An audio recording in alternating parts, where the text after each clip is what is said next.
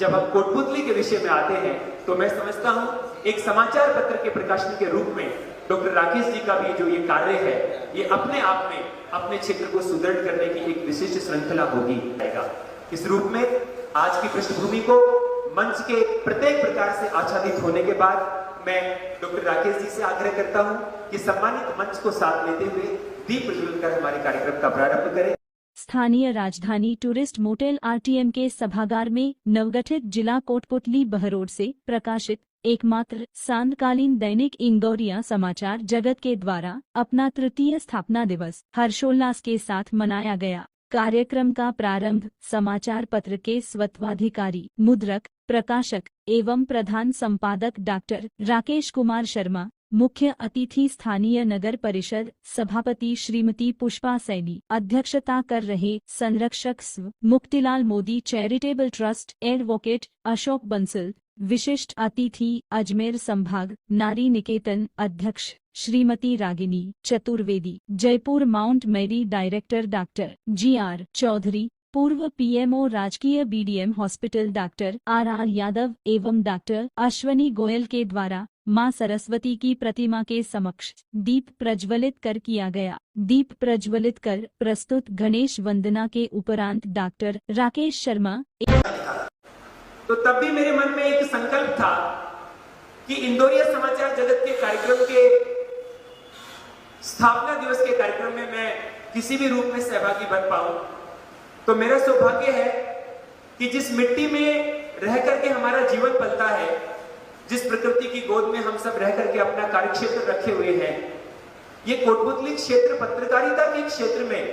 एक इकलौते पत्रकार के रूप में, एक इकलौते समाचार पत्र के रूप में डॉक्टर राकेश जी का जो एक महनीय काम है, मैं मानता हूं पत्रकार जगत में तो हमारे यहाँ सब व्यक्तित्व हस्ताक्षर बैठे हुए हैं, लेकिन अपने माध्यम से एक समाचार पत्र जो अभी तक का एक इकलौता समाचार पत्र है, जिसका प्रकाशन, जिसका संपादन, जिसका नियंत्रण सब हमारी कोटपुतली की भूमि से होता है, ऐसे इंदौरिया समाचार जगत का जो पहला साप्ताहिक अंक था वो 2014 में प्रारंभ हुआ था और साप्ताहिक समाचार पत्र को 6 वर्षों में इतना निपुण बनाने के बाद 2020 में 12 अगस्त को इंदौरिया समाचार जगत का दैनिक अंक भी प्रकाशित हुआ। एक शायर ने कहा है कि फना होके समुद्र की लहरों के बीच मैंने अपने आप को छोड़ा है, अब ये समुद्र का धर्म है, वो मुझे डुबोता है या बचाता है। वास्तव में समाज में कई लोग ऐसे हैं जो कुछ ऐसा काम करते हैं जो बहुत आर्थिक नहीं होता, लेकिन वो समाज की समस्याओं को आगे लाने का होता है। मैं समझता हूं इंदौरिया समाचार जगत के रूप में अपने कोटपुतली जिले का जो दैनिक अखबार है वो हमारी समस्याओं को आगे लाने वाला मंच है। इसलिए एक ऐसे समुद्र के गोताखोर के रूप में मैं समझता हूं डॉक्टर राकेश जी ने अपने आप को आहूत किया है, क्योंकि एक समाचार पत्र को चलाने के लिए मेरी कल्पना से, क्योंकि मैं प्रबंधन का विद्यार्थी भी हूं, तो मैनेजमेंट की परिभाषा में मैं कह सकता हूं कि 1000 करोड़ रुपए की राशि से ऊपर की कल्पना करने के बाद कोई समाचार पत्र का अधिष्ठान करने की सोचता है। क्यों? क्योंकि डॉक्टर रमेश जी अग्रवाल, क्योंकि सुब्रतो राय, क्योंकि राजदीप सरदेसाई, क्योंकि रजत शर्मा, ये कितने नाम ऐसे हैं जिनकी संपत्ति हजारों करोड़ में है। और हमारे कोटपुतली के एक व्यक्तित्व के रूप में उन्होंने इतना बड़ा साहस किया कि मैं अपने कोटपुतली क्षेत्र से एक समाचार अपने परिक्षेत्र में खड़ा करूं। मैं समझता हूं इतने महत्वपूर्ण काम के लिए हम समाज के जो सब लोग बैठे हैं, इस समाचार पत्र को हमारा हर रूप में सहयोग होना चाहिए। यह हमारा धर्म बनता है, क्योंकि इस प्रकार के कार्यों को सहयोग करने के कारण से मानवता सुरक्षित रहती है। एक बार किसी जंगल में लगी हुई आग का उद्भव आता है। ये पंचतंत्र की कहानियों की बहुत प्रसिद्ध कहानी है कि जंगल में आग लगी थी, सब पक्षी जंगल को छोड़कर उड़ रहे थे और जंगल के छोर से सब पक्षी उस जंगल के जलते हुए रूप को देख रहे थे। लेकिन एक चिड़िया थी जो उस जलते हुए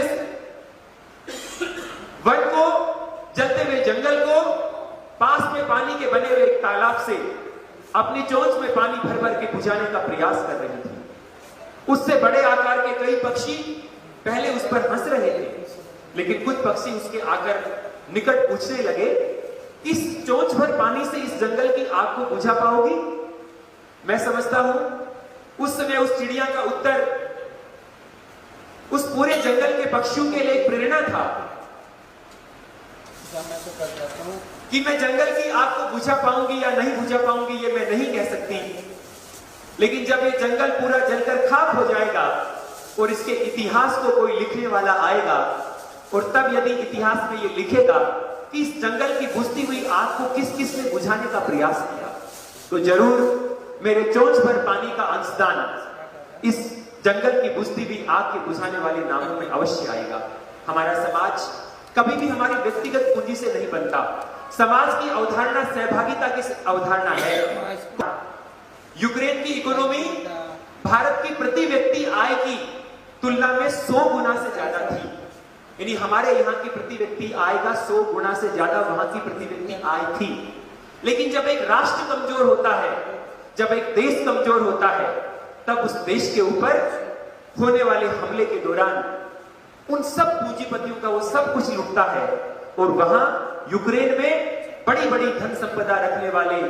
महल नुमा अपना घर रखने वाले और करोड़ों अरबों रुपए की गाड़ियों का बेड़ा रखने वाले लोग यूक्रेन की सीमा में रूस से बचकर शरणार्थी कैंपों में अपना जीवन यापन करने लगे। इसलिए राष्ट्र कमजोर होता है, देश कमजोर होता है, राज्य कमजोर होता है, पड़ोस कमजोर होता है, तो हमारा घर बच जाएगा, ये वहम किसी को नहीं पालना चाहिए। इसलिए हमारा देश, हमारा राष्ट्र, हमारा राज्य, जब हम कोटपुतली के विषय में आते हैं तो मैं समझता हूं एक समाचार पत्र के प्रकाशन के रूप में डॉक्टर राकेश जी का भी जो ये कार्य है, ये अपने आप में अपने क्षेत्र को सुदृढ़ करने की एक विशिष्ट श्रृंखला होगी।